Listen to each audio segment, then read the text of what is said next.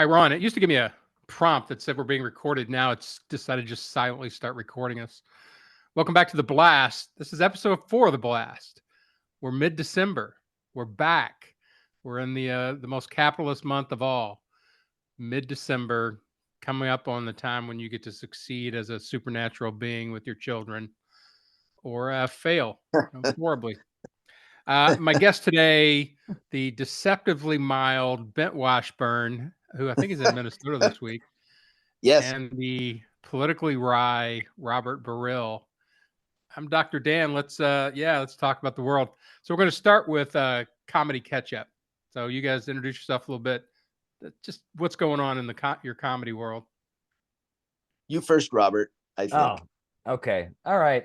So I was just in Sarasota, Florida on Tuesday. I got back yesterday and I just taped an open bar special, which is sort of like, I think Ron's the guy doing it, kind of aiming for a dry bar thing, but you can say shit and fuck and stuff like that on there.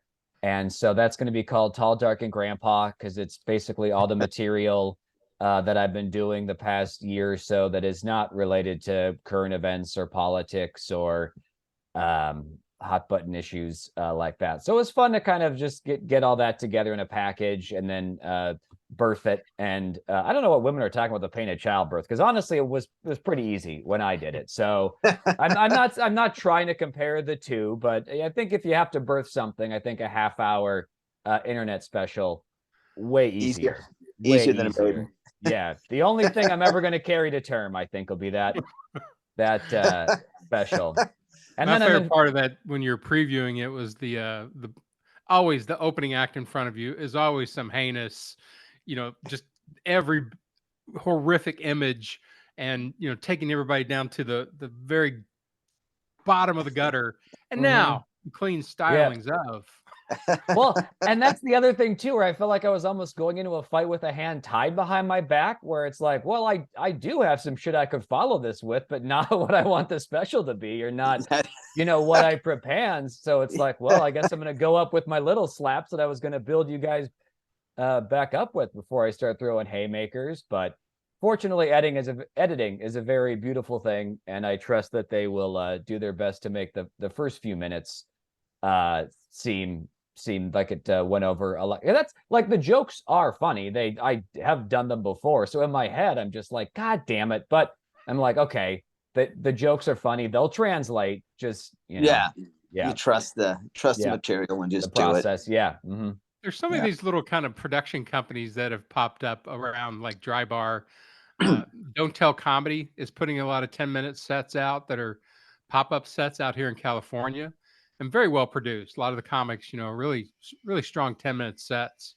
So that's becoming a viable thing. The shows, they look good. The comics sound good. The material's good. Yeah.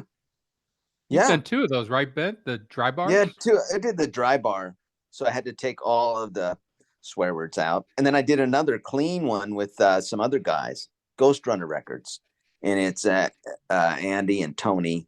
And they gave me a good deal on the breakdown for royalties, and they're nice guys, and he does a great job editing. My problem was that a lot of the stuff I've done before is just that, like an idiot, I said shit and damn and hell, in those bits, so that they couldn't play on the cleanest station on XM, which is where you make the most money. You can't even say damn? You can't say damn or hell? Not on the Clean Family station. Man. Yeah, so I had all these bits that I'd released, and they'd played on blue collar radio a lot, and I'd made money from them over the years. But I thought, well, I should do these clean, and I recorded them video with Dry Bar, but they were done for video, and some of them didn't quite come out right. There were some weird things with the audience, and I didn't. So I thought, well, I'll just redo an audio version. So that's what I did, and it'll just be on XM only. I mean, it came out okay. It came out. Does Ghost Runner only do clean? Because I think Tommy Ryman's most recent ones, Ghost Runner, had a lot of nice things to say about them. Yeah, I think they're trying to specialize on clean, because they've got a channel, an in with the guys at XM specifically, and And that's the reason I did it. I was just wanting, well, let's see if we can get this stuff down and clean enough to where you can listen to it with your kids in the car. But it's killing me because now I feel like people show up to the show expecting me to be the person, and I don't Yeah, talk. yeah. Mhm. It's like I don't talk like I'm with toddlers all the time. I don't do that. But some people do, and they want you to talk like that all the time. They get really upset when you don't. So It's the Well, Bob Saget surprise, where they think they're seeing Danny Yeah. Tanner and he's like talking about fucking Kimmy Gibbler in the ass, and you're like, oh my, I brought my mom to this show. This He's is- dead now, but Yeah, it's Yeah. funny. The last cruise that I did, I was doing a bit about penguins not being monogamous. oh And it's this whole thing about you're not even studying them at night. You have no idea what they're doing out there. And so this woman, like, and they had screwed up. I don't know, like on some of the ships, right? They say family friendly instead of adult clean. And so, Yeah. like, there are 50 kids in the audience. And I was Yeah. keeping it as clean as I possibly could. And some woman yelled out in the middle of that bit, she's like, there are kids here. I'm like, Yeah. I'm talking about penguin mating habits. All They right. actually show real penguin sex in March of the Penguins. Like, Yeah. it's about a 3-second clip. So, yeah. I don't know how to hit that level of clean. It's annoying. It's annoying. I have people hit me on that all the time. And well, you said I had a lady corner me in the grocery store in Germany. It's a commissary. Like, aren't you the comedian? Yeah. And then she walked out. She was the lady that I heard gasp in my show and walk out with her kids. Because I was working on a new bit wow. about swearing. And I said, fuck. And I heard, oh, and then gone. She said, I walked out. She told me it's easier to do comedy when you swear. She said, it's easier when you swear. I said, well, you walked out. So Yeah. you left. Do you remember that when you did that? Oh, Ah. God. Endless. Oh, well. Endless So that's- restrictions on the That's artists. what I'm doing. I'm at Acme now. I can swear. I'm in Minneapolis, great comedy club. And I'm working on material that's I haven't been able to do because I'm cruise ships. And so that's rusty material that needs to be finished and a bunch of new material. So it's just sputtering sets. That's what I'm doing. Yes. And I will actually be there tonight. I think I messaged you a while back because yeah, I'm definitely going to be there tonight because I'm in town, and then I'll be at the Cellar in Fargo at the Front Street Tap Room this weekend. But I wanted to catch Bent, which everybody should. Oh yeah, Good my to favorite. see I still tell people like tonight. randomly, they're like, "Who's your favorite comic?" I'm like, "Well, start with Bengt Washburn. Go see Bent." Oh no, because he's different. Thank you. Yeah. Thank you. And they will be disappointed this weekend. I can tell you that now. Anybody who listened to you, like, really? Yeah, I'm working on it. Well, and Yeah, sort of right. in the general world of stand up, like a couple things I ran across in the last couple of weeks. One was Chad Daniels has a new special out on YouTube. Awesome. Mixed reviews. I thought was pretty interesting, and I guess he's taping another one in a couple of months. So he's cranking stuff right now. Yeah, Yeah, I think really it's great. Really prolific guy. I mean, if you look at his tour dates, it seems like every weekend he's somewhere. And the fact that he's pretty good about, like, once that material's done, he's done, and then he's just slowly adds the new stuff to each set, and he's working nonstop. So yeah, it's pretty cool to see. I think so. Well, since this podcast theoretically is about us talking about all the sort of social issues and political issues from a comedian's perspective, I thought it was interesting what he did about trying to walk the middle by talking about how crazy both extremes are. That kind of I did too. seesaw approach. Yeah, I liked it. That's that bit where he said he doesn't talk about it because some of you are just a little too hard to take. Yeah.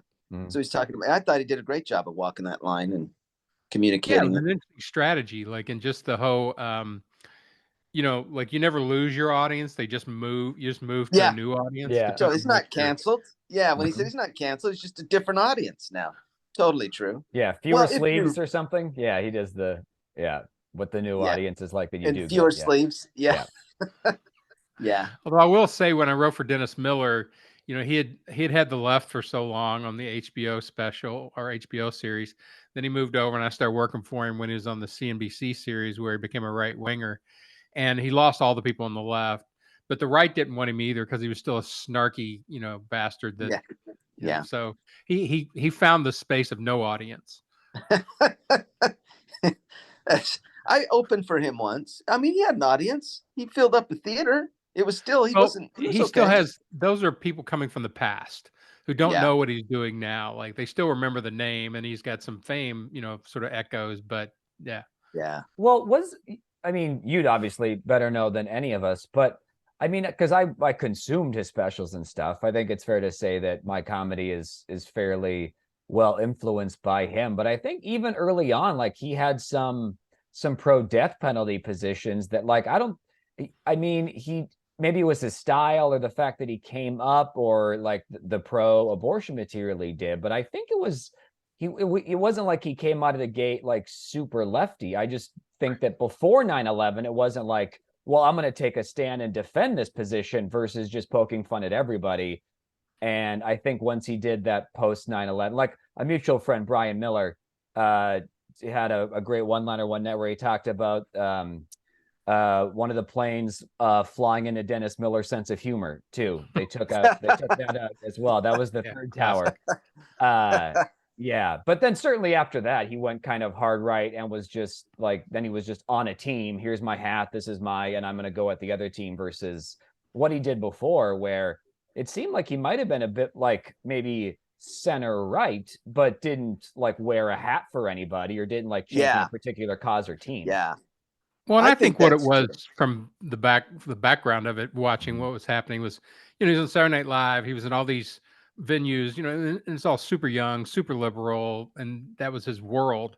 And then he slowly got away and sort of got by more and more by himself, and he just became immersed in the Borg and just, yeah, I mean, and he knew it. Like he would say things sometimes between tapings where he'd be like, "I'm losing all my friends based on this. Nobody wants to be on the show. Nobody wants to talk to me." I'm like, yeah, it's kind of hard to hear Hitler telling jokes. It's, He did. He went hard right. He went quite far right. Well, although would he be right today? Is he still how far right? I haven't heard he'd from be him center extreme, probably. Yeah. Center extreme. I thought I was center extreme. I mean, that's how I position myself as a raging moderate, is what I say I am. I'm like a very angry centrist. Well, I think he was one of the few people that he was like very pro Bush, but then also quickly pivoted to being like very pro Trump without that kind of, because even it seemed like the Bush people hated Trump because he trashed the Iraq War, Jeb Bush, like kind of, Yeah.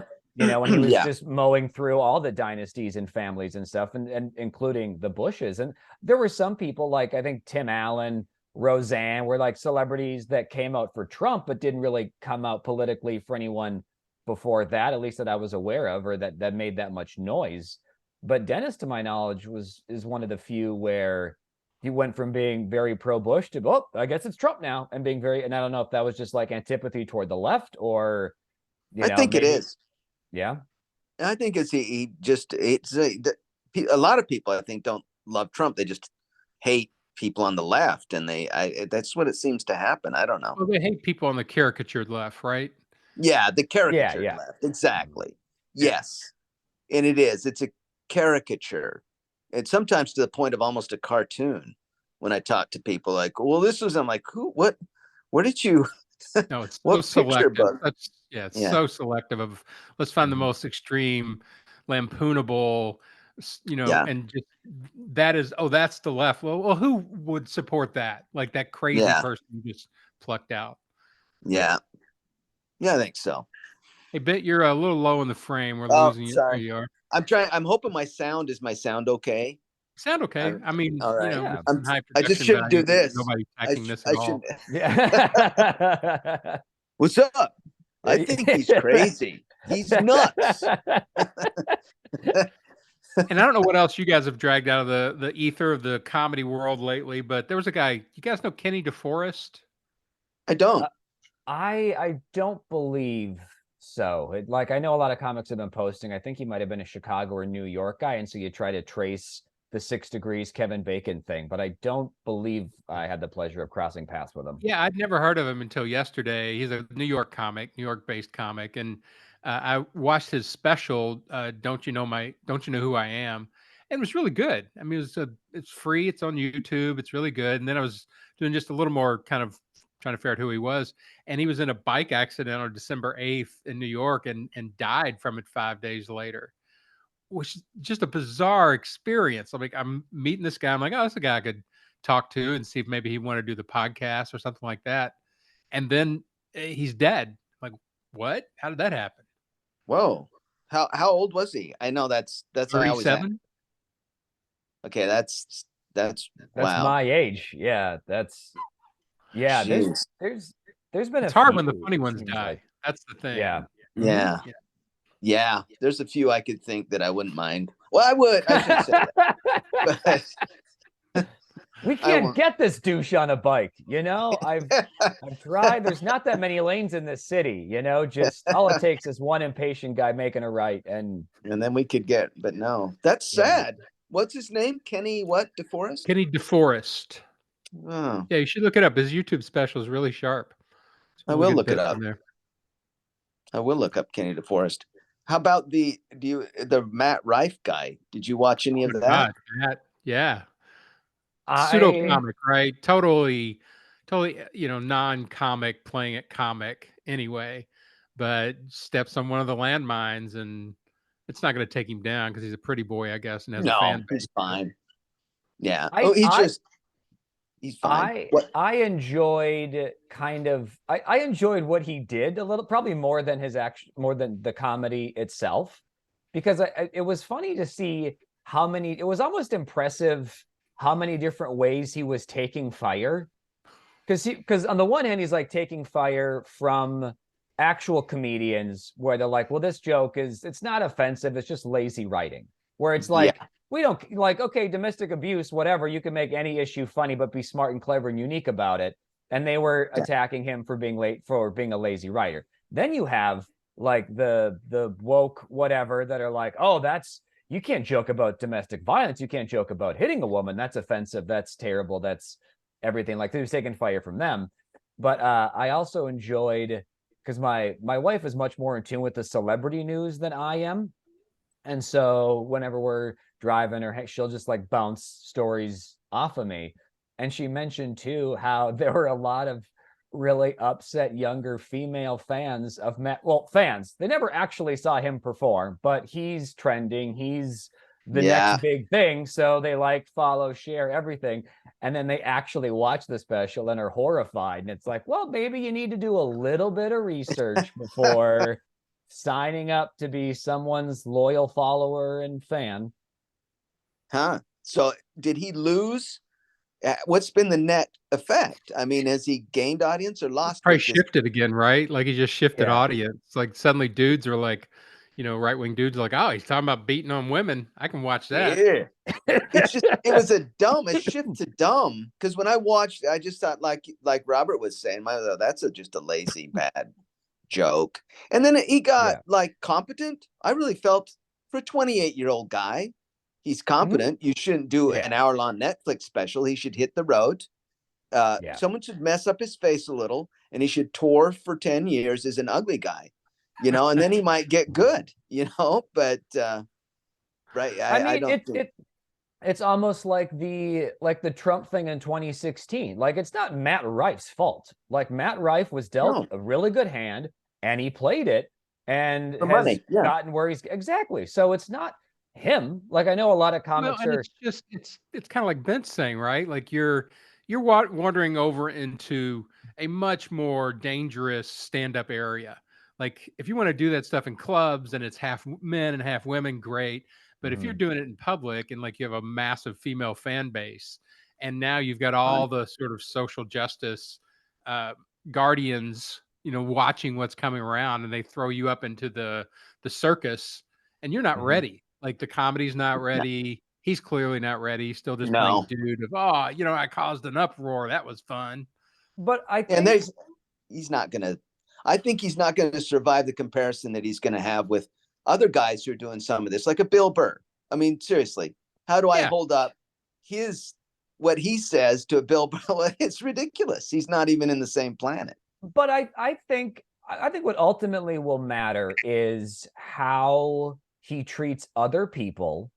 And because if he's just like a nice, chill dude, because he's gotten a good opportunity, but if he's not burning bridges, if it's just the material that people are bothered with, okay, he's still going to get up. He's still going to get up at the cellar. He's still going to be crossing paths with some greats because of that.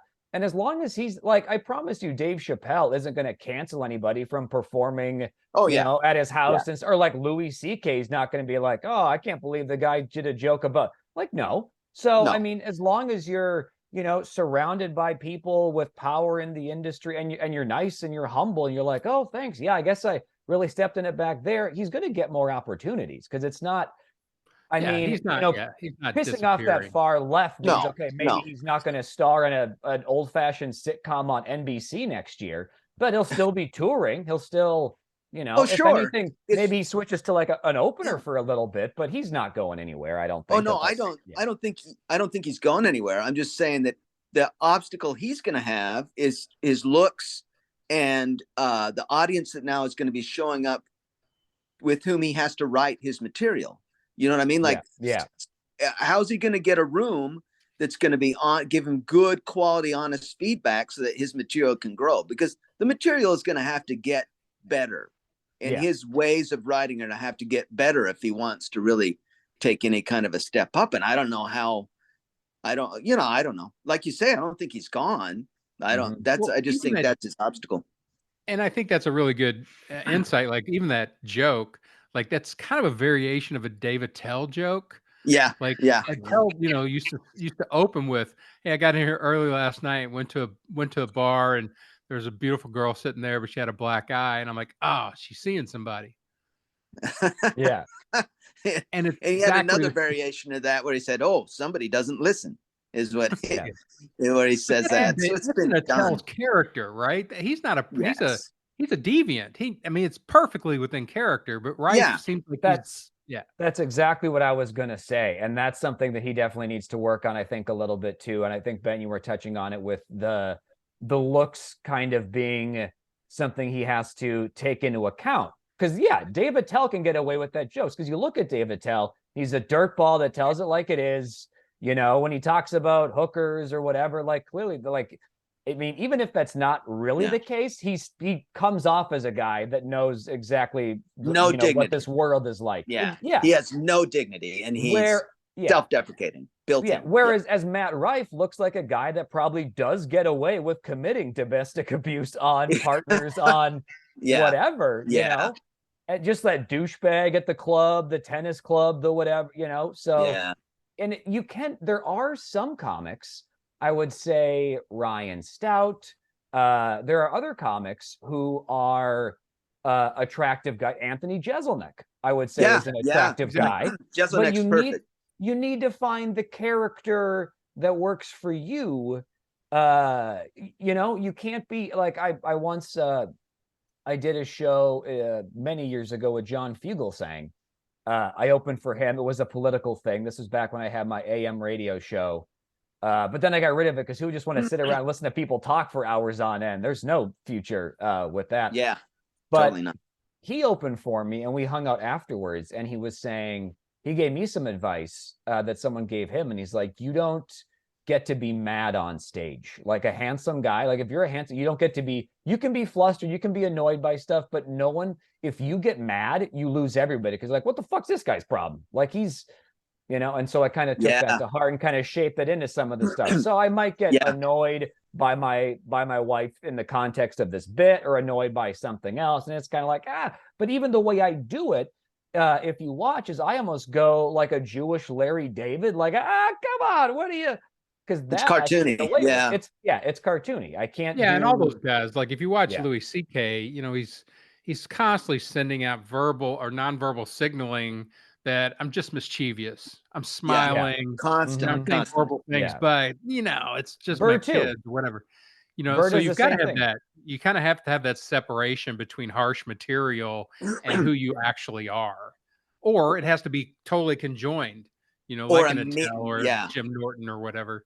And it has to be amazing or amazing material. I mean, I would say Stout, both Stout and Jeselnik, a lot of times they just write their way out of Yeah, being. great writers. I mean, that's the thing. Jeselnik, it's so, and Stout, the writing is so spectacular. Whereas, I'm sorry, Rife, it's like, they're just, this is not good enough.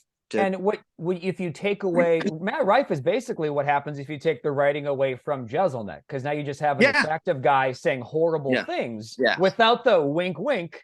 It just saying, because Jeselnik can get away with it without the wink wink, because he doesn't believe it, and the writing is so good.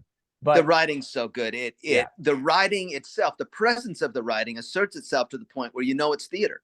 I mean, it's so written. He's not just spouting opinion. This is obviously theater. Listen to that joke. Whereas with Rife, it's like, I'm just saying stuff. No.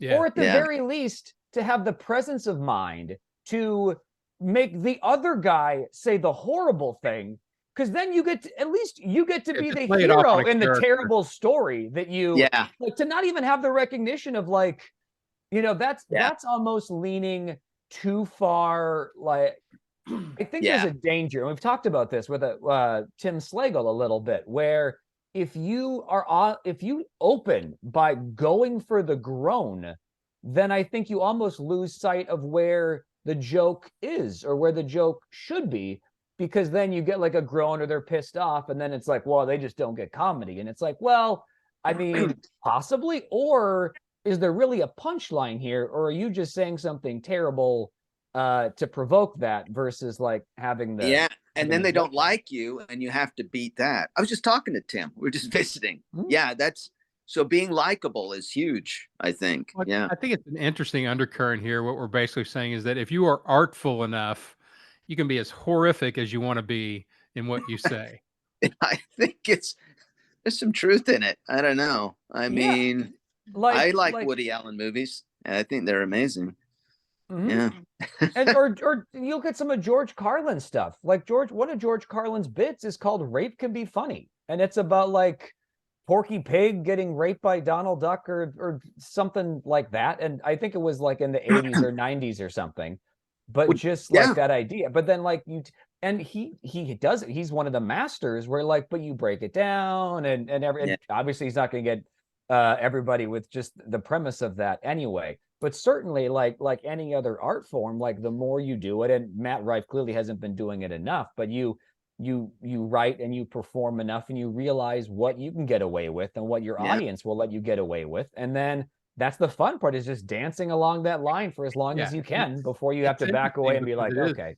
Sort of what you're saying, like there are certain spaces that you can inhabit to be to legitimately say whatever you want about whatever topic. And so Carlin was always in the intellectual space. I'm going meta about this. And as long as you're doing analysis, even though you're doing the jokes, you're kind of have that intellectualized distance from it. That's a really clean way of getting away with a lot. I mean, I do that all the time because I can always jump back into the PhD academic professor thing. I'm like, well, did you ever think about, like, I try to teach this to my 24-year-old daughter, millennial daughter, who was super into makeup. She did free makeup work for drag queens before their shows. And so she was always correcting me on my terminology within the trans community and within that drag community. And I'm like, yeah, but linguistically, there's no rule that ever says every human being on earth gets to change identity terminology for themselves, and all other 8 billion of us have to somehow know it. That's a bad linguistic rule. And then she's like, she doesn't want to leave me in there. She's like, I don't want to hear about that. You're being, and I'm like, yeah, no, but I got to keep you up here if we're going to do any work on the issue itself. So there's ways of doing it. Like, and if you've been in one of the underpowered groups, you get to talk about that experience. Right. So, but you got to find some kind of legitimate space from which to speak. Yeah, and that was Carlin's great ability too, was he would make the explanations funny. It was like, okay, here's like the setup, like rape could be funny, but then he breaks it down, and then him just like describing how he can get away with it is funny. And now instead of what you think the issue is, it's the actual bit is describing an instance of this thing in a way where it is almost kind of like letting off a firework and then backing up, but it's not so much, it's not, the sparks are just to draw you in, and then it's everything else around it that he's talking about. That's the actual bit. This is not going to be funny, but I got to go pee. Is that okay? I'm at this place where, yeah, I have to go pee. I'll be right back. Good. Can Yeah, we edit that out? We'll be You here. guys can talk. All right. This is the ceiling. You're going to get the Yeah. ceiling. Okay. All right. Tell you what, I'm gonna hit. We're back. Ben is back. Yeah. Robert and I were getting deeply into this idea of you can't punch down. Like, it's really hard to punch down. Like, even great comics Oh, yeah. have, it's a little harder to watch them punch down. I think even Chappelle, he tried to manipulate the situation so that he was punching back up at the trans community and the LGBT community for coming at him and coming at his friend. And so he's trying to always punch back up, because you can't punch down. Like, Dennis Miller was roundly hated because he just punched down at these groups that couldn't defend themselves, basically. And so, like, you get into that space of watching somebody do that, and that's an immoral act for the person in power to, crush down even more on the people trying to maybe grab a little power for a change. I get, my thing with Chappelle, I listened to the first one and I was okay with it. I said, I can hear the frustrations or whatever, a point of view, but it's when it's revisited over and over. I'm like, come on, why are you talking about this still? You did this? It seems obsessive and a little bit like, just leave it and move on. What is, it was over and over. Punching down, I don't know how to get away with that. Yeah. Like, finding the weird, I think sort of psychologically what happens, and I even see this with my daughter, when you find a villain, like, there's so many villains. Like, I posted the other day, hey, what's the villain of du jour today? Is it capitalism? Is it post-colonialism? Is it toxic masculinity? Is it sarcasm? Let's pick one today and we'll all go after it, because it's just a wheel of villainy. And when they, like, I think the millennial and the younger generation Wheel of Villainy find that's a slight representative of that massive villainy that they've been, sort of crushed by messaging for their whole lives. They just lose their minds. We finally got a villain. We finally got one. I think even the Rife thing is kind of that.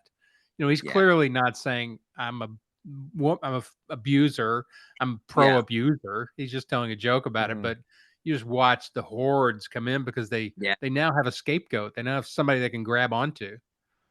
Yeah. I mean, I think the best example of how to address these things, and it may not be entirely fair because he does it through a sitcom, but I think there is some room to, like, he would have the ability to transition, or the skills could transition, is Larry David on Curb Your Enthusiasm. Because but he never does he never goes after sacred cows. He's silly.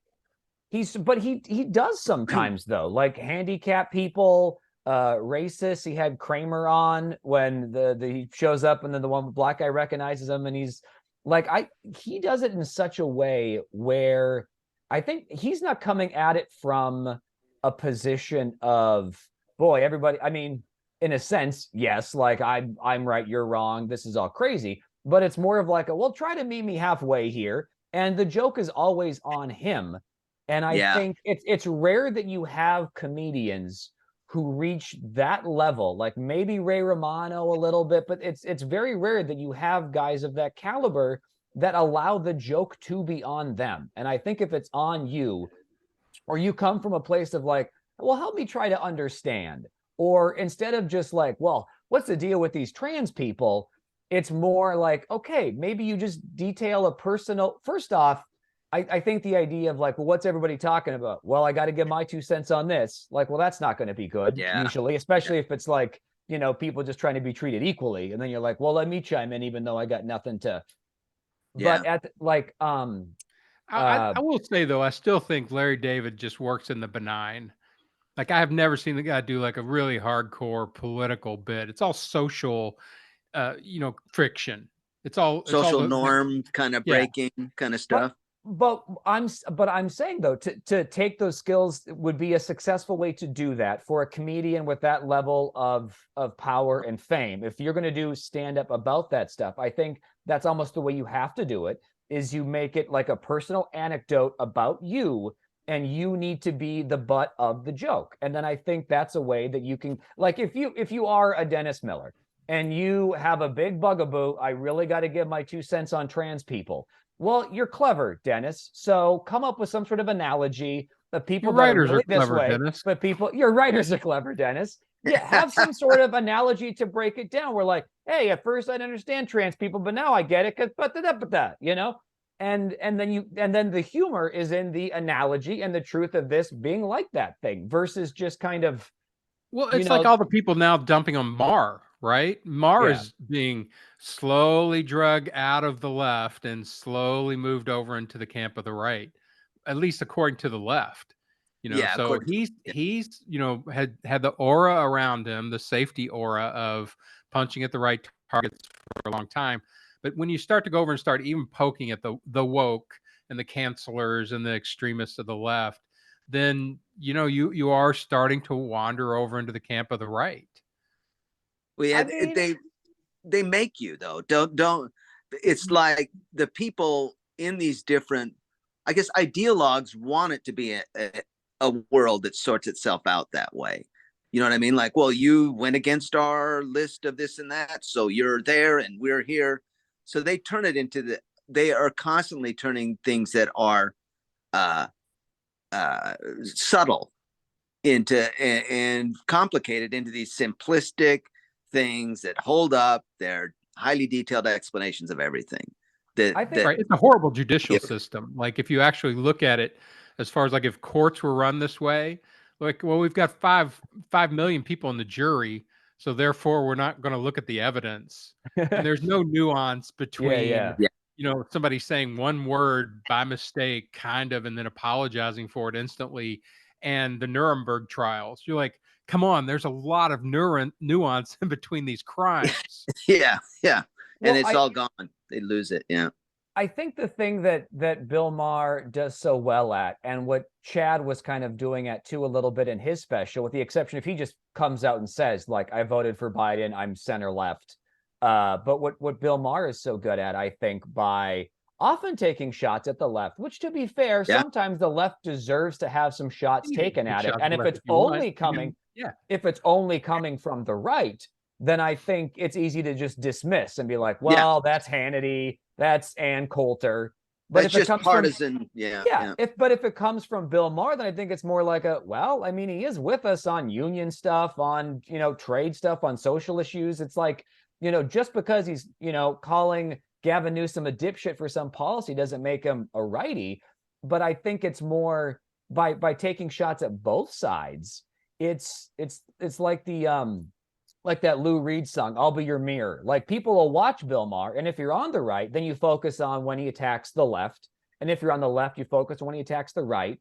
And if you're in the middle, you just you can appreciate it. I don't think he expects people to agree with him on 100% of what he says. yeah, He did one New Rules, where he talked about Biden not being Ruth Bader Biden, where it's like, you're a liberal hero. You did it. You slayed Trump. You won. yeah. You got in. You wanted to be president. You got to be president. It's 4 great years, baby. You did it. And he listed all the accomplishments. Like, we haven't seen anyone do this much since FDR, your younger brother. Like, you did it. Okay, good. Your younger brother. You need to go now. And so when you look at the comments, it's really funny because you have the right being like, yeah, get him out of there. Like, yeah, that's our guy. And then you have the left also happy, where it's because he's like shitting on Trump and they're ready to move beyond Biden too. But you could anything that he does where it's the comment section, that tells you the political affiliation of the commenter, because then they come at Maher for like, how dare you say Biden's accomplished anything? And you're like, well, we know where he stands. And it's Right. it's Well, one I of think those it too is depending on the type of joke you're telling. like if you dig into the joke, like with Maher, I think part of the criticism of Maher is that, yeah, you can take that angle. You can take that angle about Biden, 4 years, great. That's a perfectly viable angle and a good comedy angle. Mhm. But you're also still denigrating Biden. You're still lowering that. Oh, So don't yeah. act like you're not. Mhm. Look, don't act like you're not criticizing something. You're just doing it more artfully. You're doing it in a more subtle way, but it's still coming at So the then let me current ask. solution for the right to keep the right at bay. The only one we've got is Biden. Like nobody else would have beat Trump, Well, and And that's the that's thing. sad. That's so sad. right? I agree. It's sad, but Insane. does that count as punching down though? Now, because What? I don't think Going it after is. Biden? I'm saying Maher going after Biden because even though he's president, he's old, he's losing it a little bit. I mean, is that punching down? I don't think that's punching No, down. So I no. think if Maher is going to go after, I think Maher is much better at picking and choosing his targets and moments than Miller. And I think Maher knows. What am I going to go after Kamala? If he does go after Kamala, it's going to be like how clunky her campaign was, or some other stuff. But Yeah, I think Bent, what do you got? What I was going to say, Robert, is do you think so? Miller is more biased in how he is it. Do you think on the part of Maher and Miller both that it's strategy that they're deploying, or is it simply a manifestation of who they really are? Is Maher sincere in what he does, or is he strategizing? well, if you Was look, Rife sincere, Matt Rife, or was he strategizing? I think if you look at like a really good example of that in the non-comic world right now is CNN. CNN has been characterized as changing strategy a little bit. They're going to start dotting their liberal, or I would just call it rational humanist. I wouldn't even call it a liberal news organization, but they're going to start dotting it with pro-right type stories as well. And you're seeing it. Like, Hmm. all these polls against Biden, even though they're selective polls. You're starting to see them do, like, they picked a picture the other day of Biden for the, headshot on a story, and I'm like, did you just go and like to the crypt keeper and try to make him look dead? And you're starting to see that as, like you said, a more centrist or a dual strategy. We're still taking shots at Trump and the right, but we're now going to also take shots at the left and Biden. And I don't know, Robert, is that what Maher's doing? Is just a strategy move? I don't know. I mean, I feel like it probably. I think at least if we're going to take what he says at face value, I think he has the very real fear with that what happened to Biden, or that what happened to Ruth Bader Ginsburg is going to be what happens to, which is an entirely fair comparison because it's No, still it's an not fair at election. all. And well, yeah, I mean, that's like, it's a comedy bit. So like if it was an actual argument, you could be like, well, there's a number of reasons why these two don't gel completely together. But I think from a comedic standpoint, I think it's more of him selling a bit that I think even he would realize is like, okay, like he's not going to vote for Donald Trump. He's going to vote for Joe Biden. Whoever isn't, yeah, Whoever Trump. isn't Trump. Exactly. Yeah. But I mean, but again, if Liz Cheney runs, I don't think he's going to vote for Liz Cheney. I think it is going to be Joe Biden because, then it's. Don't you walk the line of being a sympathizer? Isn't that the real issue? Like if I'm going to indict somebody like in this strategy, that's one of the things I'd be like, oh, you talk about you're still a lefty and that, but you're now, this happened in the wars, right? Whenever you do anything positive with the enemy, you're a sympathizer. Like that's how I would slander it. I think What do you think? I mean, I think you also run the risk, though, if like all you're doing is attacking the same side day after day, then you're going to lose. You'll lose people in the middle, or you just kind of wind up with a bubble. Like I can't imagine there's a lot of conservatives that watch Colbert anymore. Maybe a few. Yeah. But I think Yeah. Maher still gets a healthy amount of conservatives because Why he'll would you have Chris want Christie them? on. He'll have, Why would you want well, that audience? That's to not your get audience. to get out of your. Why is it not your audience though? I mean, can you have an audience that might disagree with you on 4 or 5 issues, but agree with you on some issues? And as long as you're Well, take him entertaining, like in that's. religion. He's clearly Yeah. vehemently anti-religion. He's not Yeah, trying to, keep a nice little pocket of like moderates about I, religion. He's driving all of them out. I honestly think Marr, it's a reflection of who he is. I don't think he shifts things for strategy as much. I think his strategy is, I'm just gonna be who I am. I mean, when I think back how he talked after 9/11, my word, he lost so many people after that. And Oh now yeah, when he he starts destroyed it. talking about trans issues, wow, he loses people on the left. He seems to have a track record of like, my marketing strategy is I'm feeling this and I'm going to talk about it. Well, I And think comics like to go after whoever they perceive to be enemies to them. And so the whole yeah, canceling thing is a lot of Yeah. comics going after, Mhm. herds of people who may come after them. And yeah. so they're kind of preemptive. They're kind of like fighting from the Well, sideline. yeah. So they don't feel like they're punching down. They feel like they're punching up because according to their perception of power in the world and how it's being wielded, these people are punching down at them. And so they feel, I've met lots of comics on the right, different scenes in the country, who will tell these jokes and they honestly feel picked on. And they'll talk to me. I'll say, well, you are kind of picked on. You're showing up at this super liberal open mic and no one wants to Yeah. talk to you and they won't give you stage time. And I get it. You feel, yeah. And it's like Well, the the whole empowered Rust Belt. audience, right? That empowered audience. We were talking about this before we started the episode. That even the language police, the profanity police, they are canceling you just one at a time. Like they're not trying to get you canceled on mass. They're walking out. And Yeah. then, like you said, Mhm. tell that story about somebody just finding you in Germany to tell you that Yeah. they canceled you. They canceled me. They walked out of the show. And I it's just I can be canceled because I'm, like I tell people all the time, the big famous comics aren't getting canceled. It's the Mhm. voice of these young up and coming comics. You bet you they'll get canceled out of a scene. And once the stage time's gone, what are they going to do? They're just not going to be a comic. I mean, it's not going to happen. Right. And So the difference is Or if whether it's there's a a real herd coming after you, a massive group of people, or individuals. And individuals walking out of shows or not liking you, that's always part of comedy. yeah, that's It fine. doesn't That's hurt you, like, yeah. typically, unless somehow the club comes back or the booker, is like, "Hey, there was a major complaint," or even any complaint, like on the cruise ships, like they gotta yeah, tell you every complaint that you get. And I'm like, "Yeah, okay. I don't know what to do about that." But it's the size of the beast coming after you now. yeah. And Yeah. what kind of power Robert, they you've have. gotta get a lot of this. Say that again. Doing I said, "You've gotta get a lot of this blowback from doing politics all the time in clubs." Well, I mean, I think part of it is labeling it politics, where Yeah, because you hear political comedian, and then I Social think so issue many. stuff.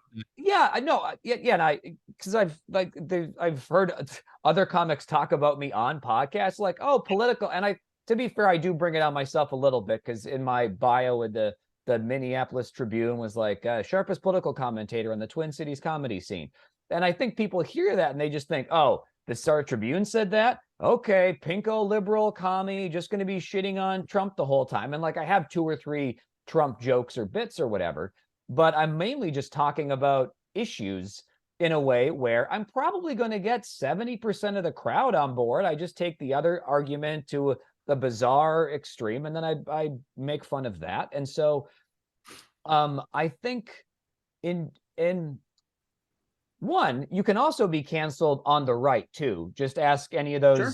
any of those university professors that were trying to be like, well, I mean, there's some legitimate Oh, criticisms of how Harvard Israel and is Penn presidents, oh my conducting. god.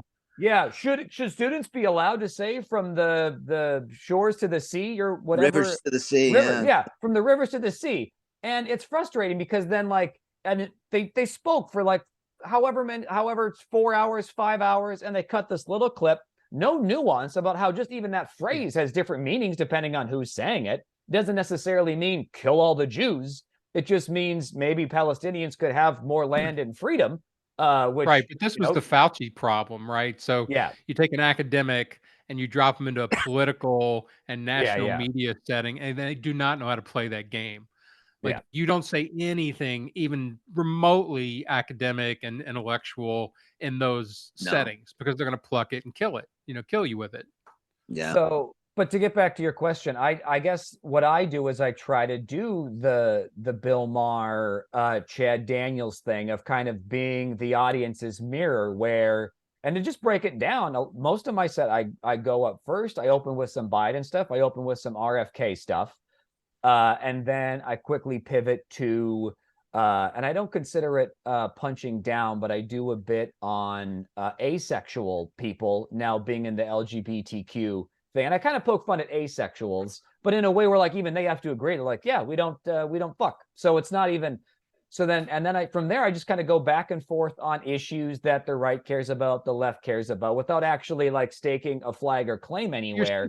You're standing And in the just middle of the seesaw. yeah, and I'm just kind of standing in the middle of the seesaw, and just it's kind of like target practice on both sides without So you're calling it outside. target practice. I am outside. I only You're perform outside of the power structure. Yeah. You're not an ideologue. Yeah. Yeah. And I think so the moment an audience thinks, "Oh, he's an ideologue," as soon as you start doing that, you will get the people who want to hear what you say. But now you're pandering, and everybody else is going to leave. I mean, I don't want to listen to an ideologue talk ever. I'm not I interested. don't mind an ideologue if again they're artful about it. Like if Well, I but would not listen to a well, I right guess wing that's comic. true. I would listen Yeah, to any of that stuff if they are still doing great, writing and great that's a performance good point. around it. Yeah, that's true. I think to me the skill lies in trying to come up with an approach to a topic. So for instance, I have a bit that's basically a satire of the gun argument, but it's couched in a way where I come out by talking about how great I am at drinking and driving, and especially in the Midwest, they just love it.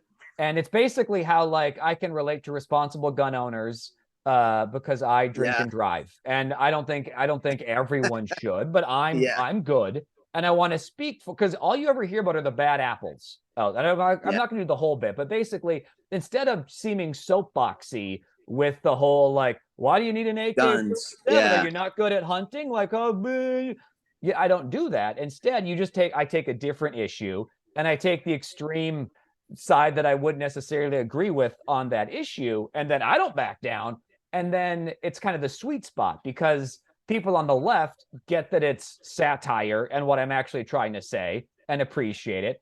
And then I think people on the right, like maybe they pick up on it, but I also don't really think they care that much, because I'm also just joking about how good I am at drinking and driving, and that's kind of a societal no-no. And they're like, hell yeah, so I can get both of them to buy koozies afterwards with that bit. And so I think part of it is just kind of taking some time up, before you even sit down, or that's the first step of the writing, is what's my approach to this where I can get most people on board without like having to take a particular side in this issue. Well, Go ahead. I had a question. I have a question, Dan. And do you guys? You mentioned we would watch an ideologue if it's artful, but then I started thinking, just by definition, what ideology does to a point of view. Are they going to say something that's surprising or ironic, or it seems to be hard for an ideologue to put together a string of observations or stories that I would find funny or entertaining. It seems like it would be predictable. I mean, it has to go along the party line. Yeah, I think that's right. But I think what ideologues lose, and why it loses audience members like us, like sort of elite hearers of comedy, because we've heard so much of it, they lose the logic strands. And as soon as you're off, you have sour logic notes in your comedy. Oh, it throws me out. It's all gone. Yeah.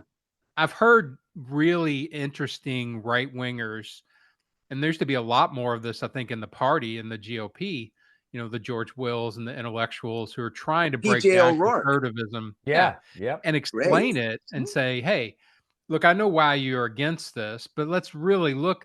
Like, even though I used to tell people, I don't care what you argue. I still tell people this. I don't care what you argue. Just, you have to argue it well. Yeah. And that means great logic. So if you're going to put Yeah. a wall up around the Mhm. country, Yeah. okay, that's a proposal. Now let's look at all the logic within it, test Yeah. out all the evidence, and we can have this discussion. We can have this discussion. I don't care about a homogenous culture is better than a heterogeneous culture.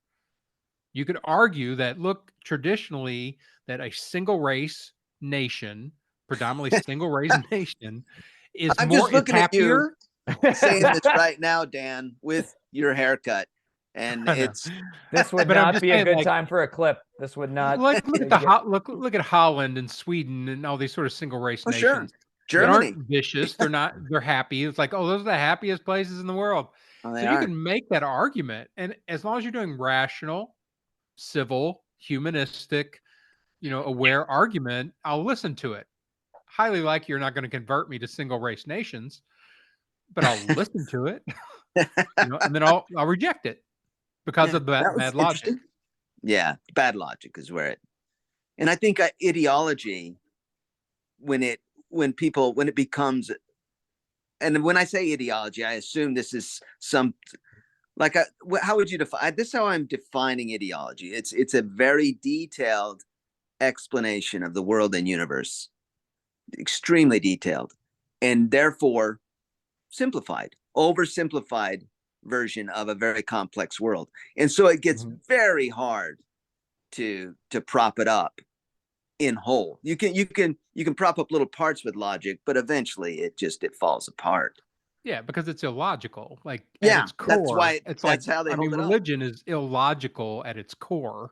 Yeah, That's why it falls apart if you take a rational approach to it. yeah, But yeah, I think like you're exactly right. Like ideologues, and whenever I hear people start into an ideologue, and I hear it all the time, it's around whether it's left, right, whatever. It's script absorption. You've absorbed a script. You have not broken that script down for logic. You just have gotten to a belief place, and now you're yeah, just repeating the script.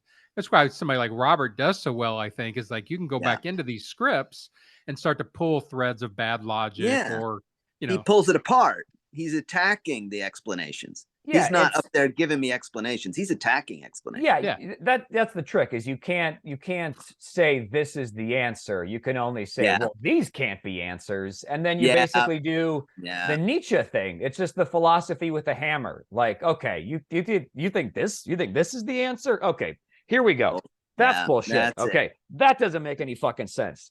That's Yeah, and it's then you just Carlin. It was yeah, totally yeah, Carlin. Yeah. yeah. And I think yeah, it's a nice, safe space to do comedy from. It does get back to the bigger issue, I think, depending on why you're doing your comedy. Like if you're on a road, you're a road guy, you're trying to get rehired and you're trying to make a career. Yeah, you want to make the most people laugh as possible. You want to period. piss Yeah, off the least amount of people as Mhm. possible.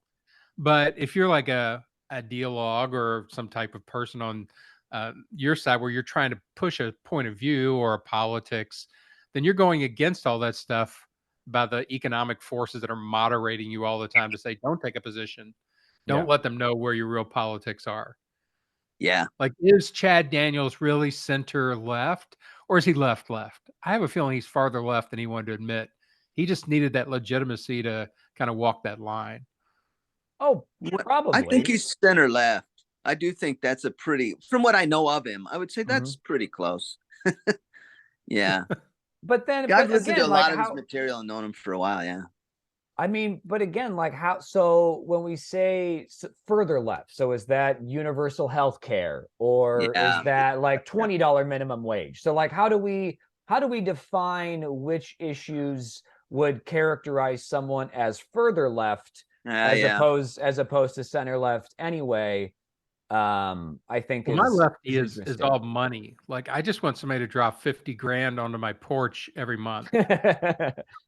Yeah, If you offer me that, I'll vote for you yeah, forever. yeah. That's all I want. I don't care where it comes from.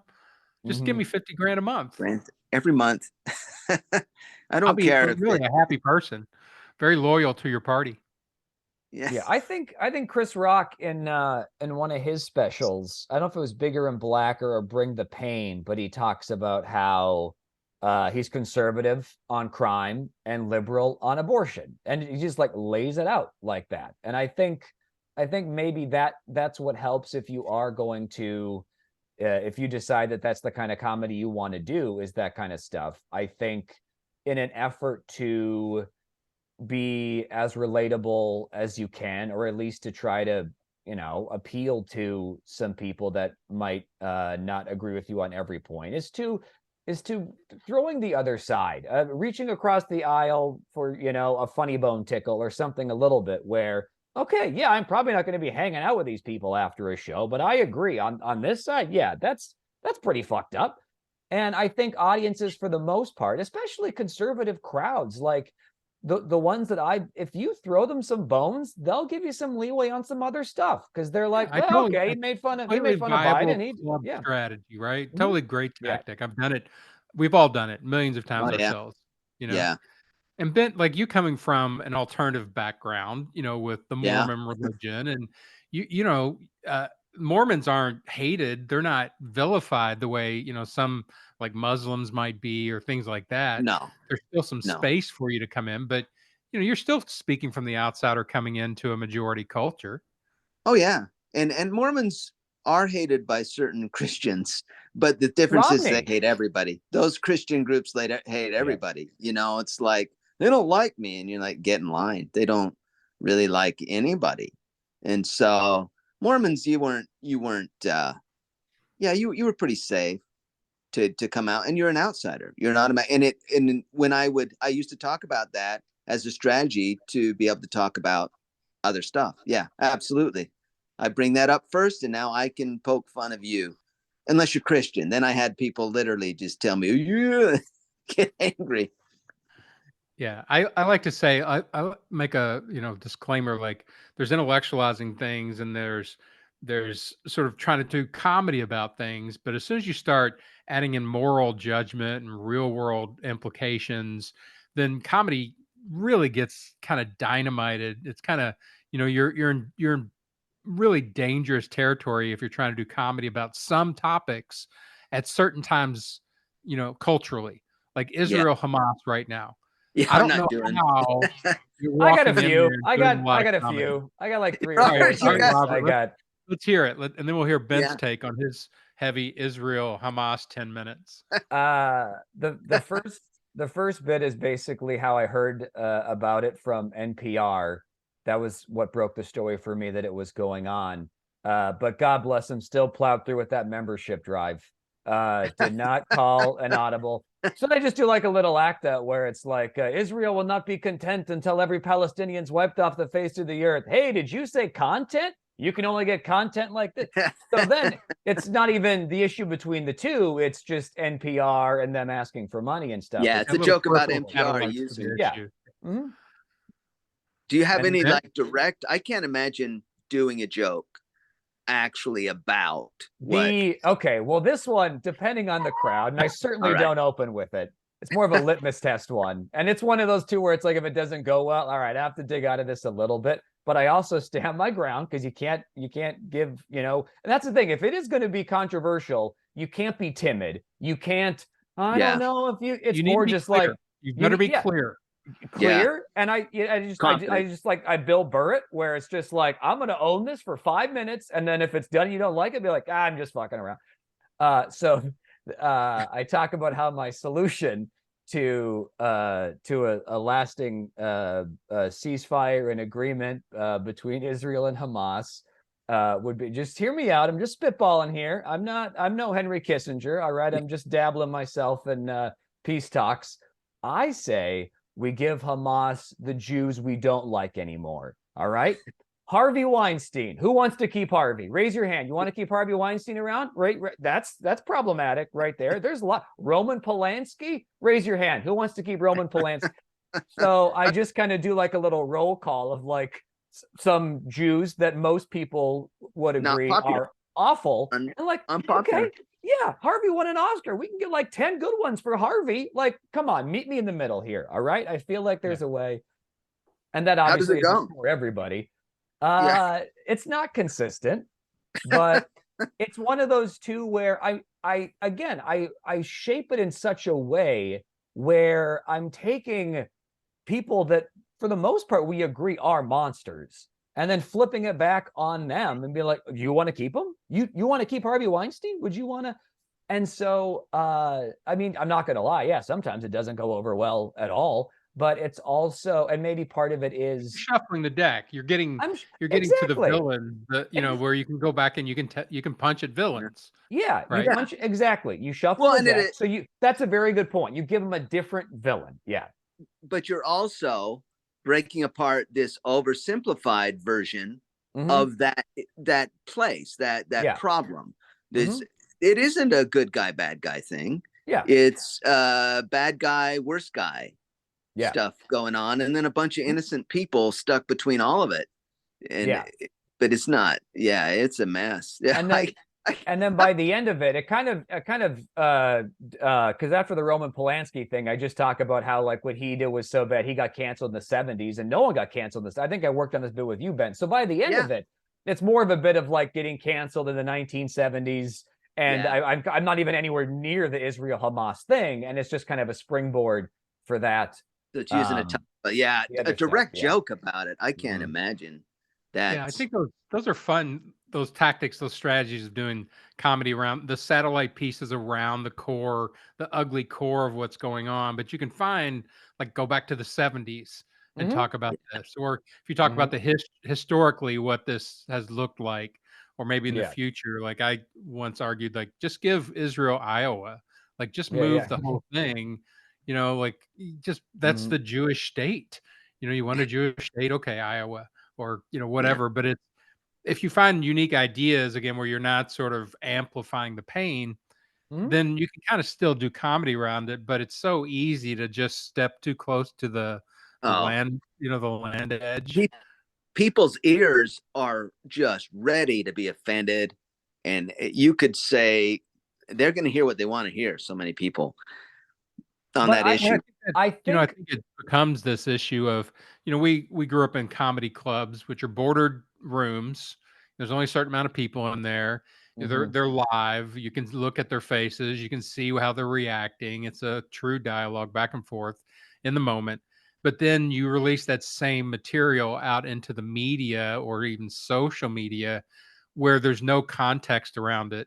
There's no, hey, you listen to me for 25 minutes. You can tell I'm a decent person. I'm not going to talk about Israel and, Hamas a little bit because it's whatever. Oof. But just releasing it out into the world where you have a very different, there are different regions. There's the moral regions, the religious, everything suddenly now has your text.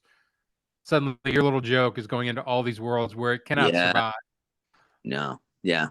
Yeah, I think within the context of the performance itself, like we're getting at, I think I can, even if it doesn't go over super well, I can still, because I've built up enough of a rapport or have enough experience doing it, and they can tell that I'm coming from a place of, like, they can see that what I'm trying to do is juggle dynamite. Like I'm clearly, like I'm not an ideologue. I'm not up there taking Israel's side or the Palestinian side. But it's in the consciousness. I'm a character, so I'm like playfully, teasing. I think that the only thing I say that it's a little flippant, but I have been doing it too, to kind of start my chunk of darker material as I talk about how there's some sad news, there's a lot of sad stuff in the news, and how Matthew Perry died. And that's like white people's Israel-Hamas war, because that's taken a real toll on us too. And and for the most part, and I think it's like they get that I'm obviously like joking about that. And then I do a joke about Matthew Perry, and then that's kind of my segue to the other stuff. But it's like, to that extent, maybe I'm being a little flippant about it, but I think I've also performed, I have enough experience to do like the wink, wink, nudge, nudge. Yeah. Right. Well, it's all again the artfulness of keeping it in the comic frame.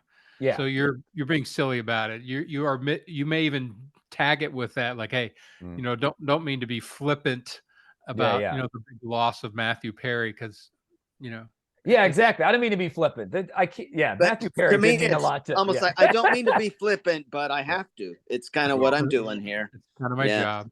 Mm-hmm. Yeah. Yeah. Well, cool. Yeah. All sorts of crazy issues. Before we finish, I do want to say I'm in no way advocating a single race nation. Okay. If you take Two. nothing You've got else from two this, yeah, two two races. races. Yep. Two races. Yeah, at least two, maybe 500. I mean, I live in Los Angeles. I bet you there are 100 different ethnicities within, half a mile of me. Yeah. So yeah, just make sure that doesn't get drug out into the political realm. This is great. Like, I super enjoy you guys jumping on and talking about all these issues, especially from a comic frame of what happens when these things start interacting, right? When the Yeah. dramatic world and the traumatic and, all these horrible tragedies start wandering back and forth between comedy and the real world. It's really kind of fascinating to watch. Well, It it is, is. I think, one of those rare art forms. And I think that's why so many people probably fantasize about doing it. Because after shows, everyone's like, oh, I thought about, because it is one of those rare things where like you can just there's no censors, there's no boss, I mean, there's a booker and a manager of the club, but as long as they Well, there's like no you, there's no current censor in the room. There there's, may be one waiting. yeah, Actually Oh eventually. yeah. waiting. I was Yeah. gonna say there's a bunch of them. Yeah. But Yeah. I think it's something you kind of take for granted once you do it consistently, because not many people have that ability to just like some horrible shit's going on and like I'm not even sure what I think about it, but I'm gonna go up on stage and entertain people and try to draw as this from source material. Well, And Ben, I and that's one of the things, Ben, I've always really liked about your show is that it's not always sort of social hot button issues, but like intellectual hot button issues or existential issues. I think you're kind of an existential comic. Like when that bit you do about you can only care Yeah. about what, 12 people. Yeah. You're the capacity of the human give a shit muscle was that bit. Yeah. Like, yeah, you're right. It's they're kind of it's Just do a little bit of that so existential. people can hear it before you. yeah, Like yeah. yeah, I love Yeah, that the bit. human give a shit muscle. I haven't done that in years, but Yeah. I feel that's true. And that we can only care about so many people, really. Yeah, absolutely. And I guess if I were still doing that bit, it would play off of the Hamas Israel situation right now. I mean, for sure. I mean, Yeah. we tune into that and go, that is awful. And then you click, I just scroll. It's on TikTok. I scroll up and now I'm watching two guys punch each other in the face. And and then scroll up and a red panda's eating grapes. And I rest there for a while. So yeah. And I think that's one way to handle the issues is to go above and around the issue, or is it around or through the issue to the larger universal thing? Yeah, I can't remember that bit, Dan. I can't. Well, the part I remember was you saying to the people, like, so I can care for like 12 people. So the front row, like if the ceiling fell in Oh yeah, that's and right. Yeah, killed I did everybody. that bit when I opened for Dennis Miller. He really liked it.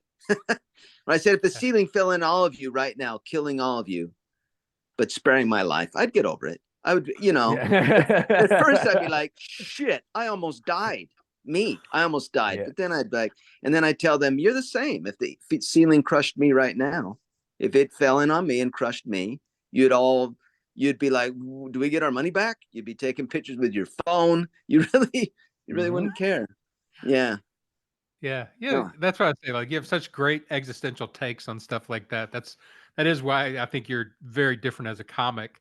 I remember sending you a premise once. Every once in a while, I have a premise. I'm like, oh, that's a bent premise, You and it have. was You sent me several. you're Yeah. you're dead way longer than you're alive.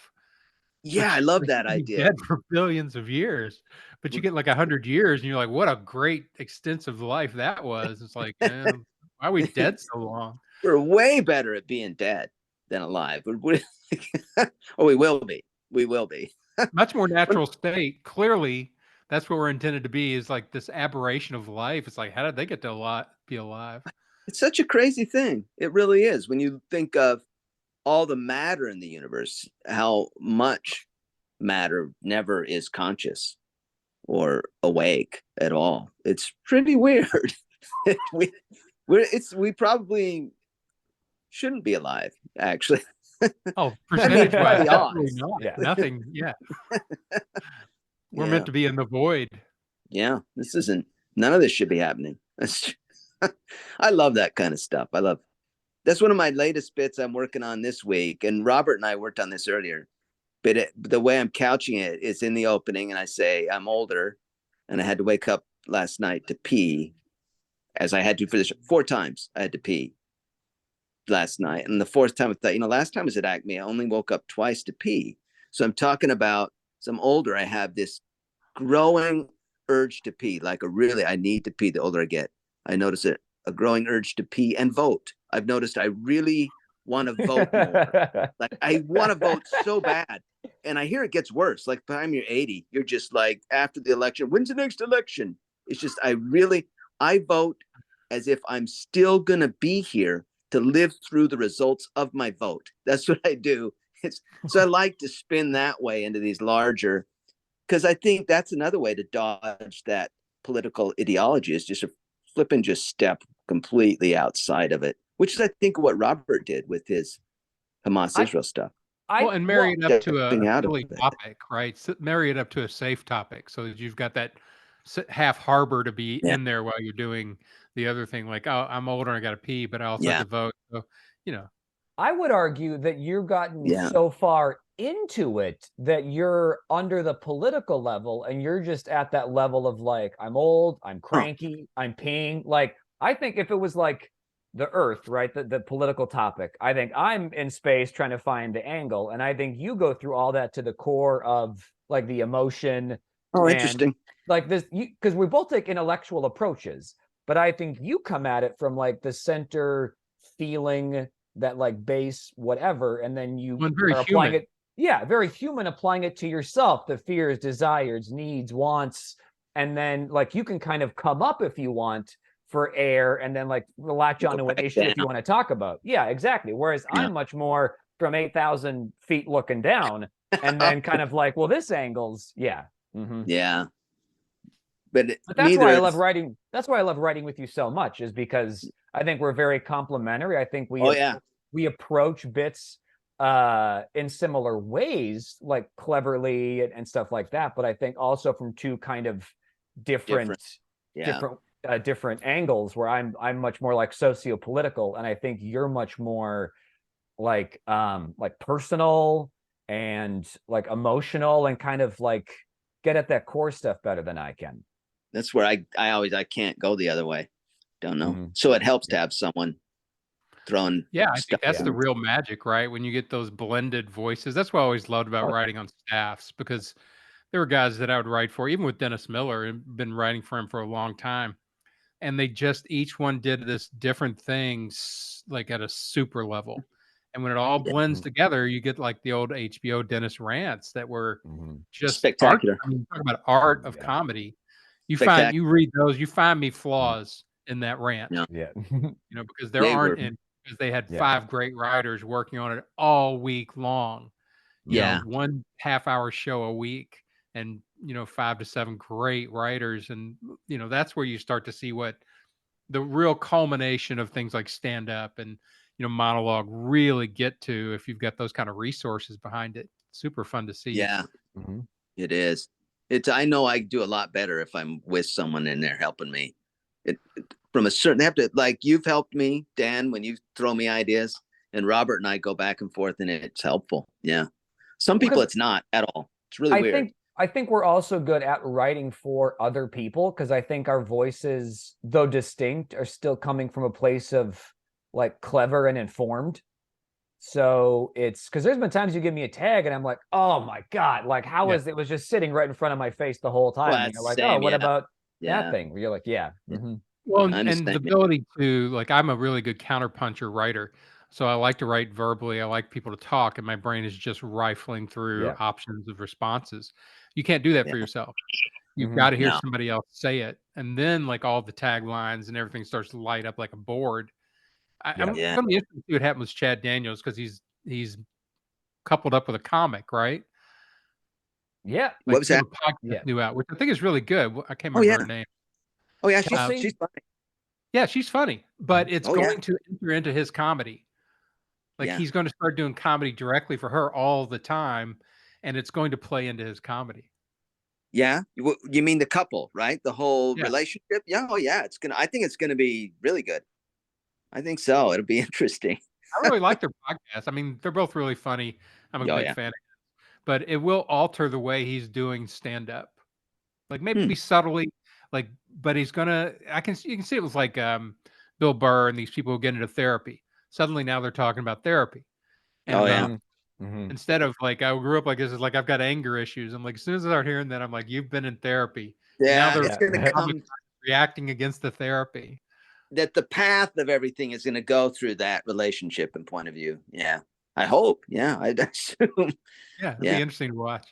it Well, will. cool. I'll let you guys go. We've been here for a long time. You're doing Acme this week, Ben? Acme in Minneapolis. Yep, this week. Yeah, Awesome. it'll be And fun. you're heading to North Dakota? The Cellar in Fargo. Yep.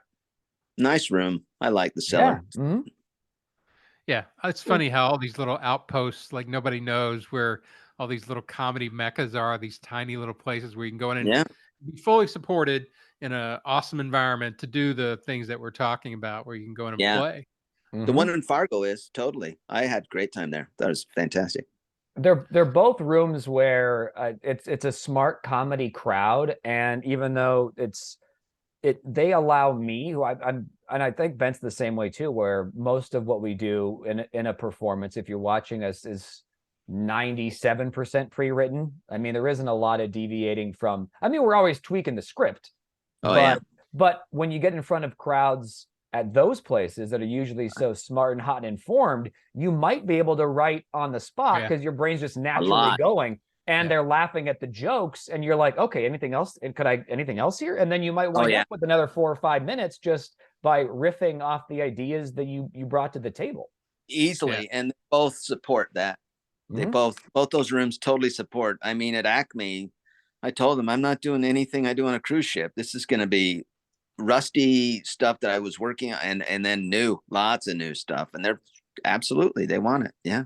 And it's kind of an adjustment when you first. I know we should have been done a while ago, but Yeah. it's an adjustment too when you Yeah. when you first get there, because you like Acme, the Cellar, places where it's really great because you've been, if it's like me and you've been on the road and maybe the shows haven't been great, so you have like when you have your set list, you have what you think will fill 45 minutes, and then you go and you blow the doors out the place and you got like you did 4 of the bits you wanted to do, and you're like, oh god damn, I have to, all right, now I really need to focus for this next show because they're laughing at everything, you're riffing, and you're like, So I I need got to to get use to this. those. Yeah, Yeah. I got to use this for new. Yeah, that's what we Yeah, did. you guys are making me miss like doing the good rooms, like even some of the bad rooms. Like I'm a crowd work comic, like at my core, I can write bits, but there's just a different power when I do crowd work.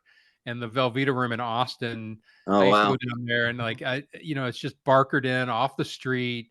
Yeah, They're very active, they're very loose about what's they going are. on. You can just get into them.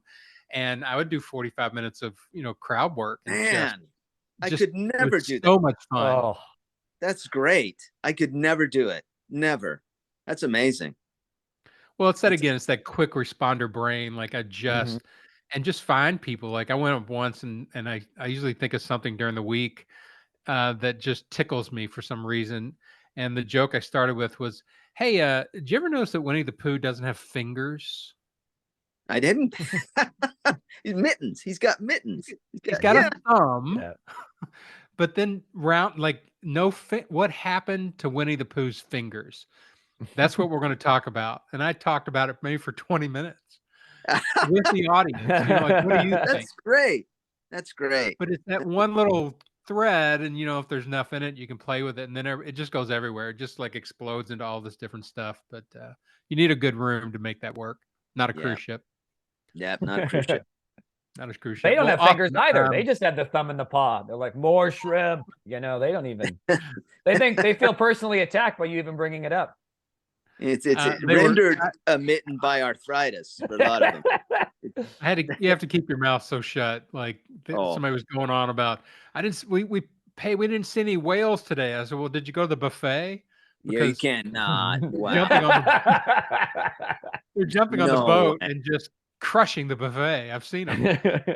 Yeah. Yeah, You there's none cannot. of that. Yeah. All right, guys. Well, I'll post this today. Nobody will listen to this, but if they do, in Minnesota, Minneapolis, or Fargo, go check these guys out. Great comics, super fun conversations. We will see you again next time on The Blast.